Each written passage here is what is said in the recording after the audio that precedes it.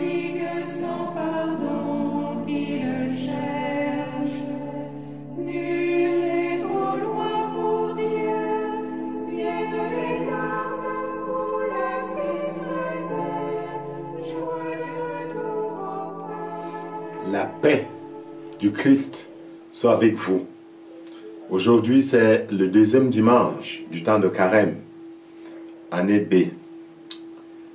L'évangile qui nous est proposé pour notre méditation est l'évangile dit de la transfiguration.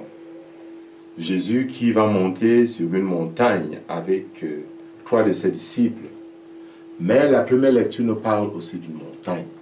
On a donc comme référent la montagne de Moria d'un côté et la montagne de la transfiguration communément reconnue comme le mont Tabor.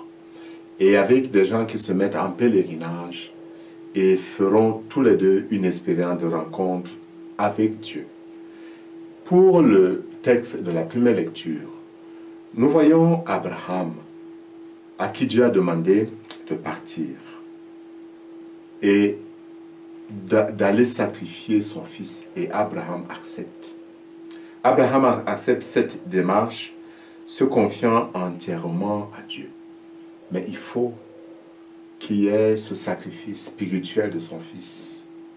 Il faut que son fils Isaac meure pour que Abraham le redécouvre comme don de Dieu. Mais il ne sera qu'une figure, parce que le vrai accomplissement, ce sera Jésus lui-même. Jésus, dans le texte de l'Évangile que nous avons en ce dimanche, prend avec lui 3 de ses plus proches, Pierre, Jacques et Jean, et les amène à l'écart. C'est Marc dit sur une haute montagne. Et là, il se transfigure. Quand il se transfigure, Saint Marc dit que ses vêtements devaient resplendissants d'une blancheur telle que personne sur terre ne peut obtenir une blancheur pareille. La vraie splendeur, la vraie nature de Jésus se révèle. Mais il y a comme une confirmation du fait. Il y a Élie, les prophètes, et Moïse, la loi, qui viennent pour confirmer ce que le Christ est. Et c'est ce que la voix qui apparaît dira. Celui-ci est mon fils bien-aimé, écoutez-le. Alors nous sommes en face d'une révélation, d'une manifestation du divin. On peut se poser la question pourquoi. Évidemment, j'ai déjà fait ressortir cette démarche d'Abraham qui doit mourir spirituellement, qui doit amener son fils au sacrifice afin de le recevoir autrement. Ça nous rappelle l'image du grain de blé tombé en terre qui meurt. Mais Jésus se transfigure aussi pour un autre motif.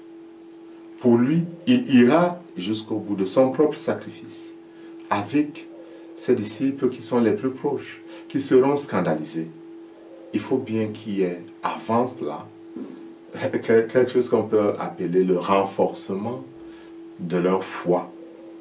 Le renforcement de leur foi dans cette théophanie se fait par la présence de tout l'Ancien Testament, par le changement qui s'opère dans la personne physique de Jésus, et enfin par la nuée et la voix du Père. Jésus sait que ses disciples seront scandalisés. Il faut que leur foi soit forte. Ce n'est pas tout.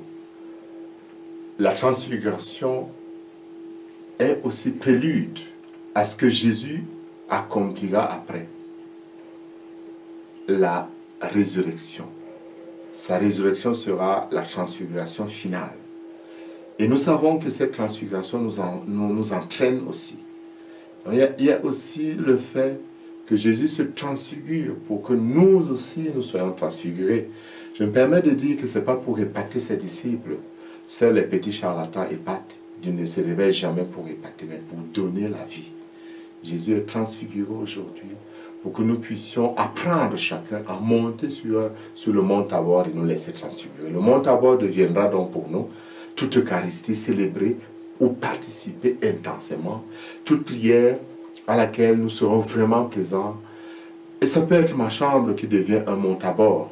Ça peut être une grotte qui devient un mont Tabor. Tout lieu où je chercherai à rencontrer Dieu sera pour moi pendant ce carême un mont Tabor.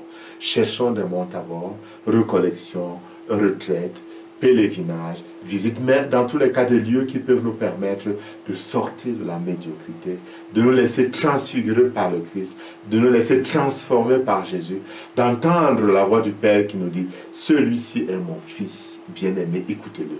Regardons donc Jésus transfiguré qui nous dit « Qui regarde vers lui resplendit ».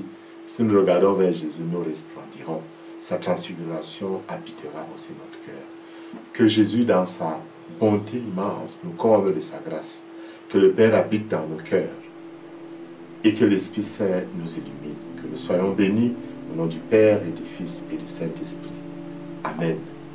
Point de prodigue sans pardon qui le cherche. Nul n'est trop loin pour Dieu. Viennent les larmes pour le Fils révèle. Joie de retour au Père. Point de blessure